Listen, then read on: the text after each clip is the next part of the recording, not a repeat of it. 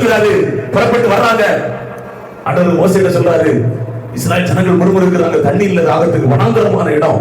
அப்போ முறுமுறுத்தப்போது ஆண்டவர் சொல்றாரு, கண்மலையை பார்த்து நீ பேசுகிறது, கண்மலை பார்த்து பேசலன்னு உனக்கு தண்ணி வரும். ஆனா எனக்கு ரொம்ப ஆச்சரியம் தெரியுமா, பேசலங்க, அடிச்சாங்க.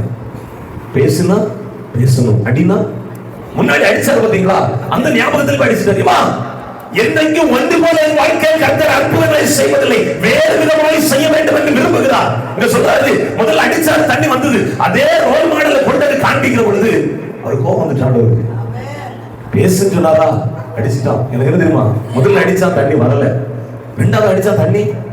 எவ்வளவு கிருபையோட தெய்வம், வெக்கப்படுத்தல பாத்தீங்களா, வெக்கப்படுத்திருந்தா அடிச்சு தண்ணி வரல. ரெண்டாவது நேரம் 30 லட்சம் ஜனங்களுக்கு முன்பாக அவமானப்பட வேண்டிய ஒரு சூழல் சொல்லியிருப்பான். இவரிடத்துல தேவன் இல்லை, இவன் மோசே விட்டு தேவன் விலகி விட்டார் ஒரு கூட்டம் கண்டிப்பா சொல்லியிருக்கும். சொல்லியிருக்காரா? ஆனா தேவன் வெட்கப்படுத்தவில்லை. எல்லாரும் கரங்களை உயர்த்தி, தேவ ஜனமே, நீ தேவ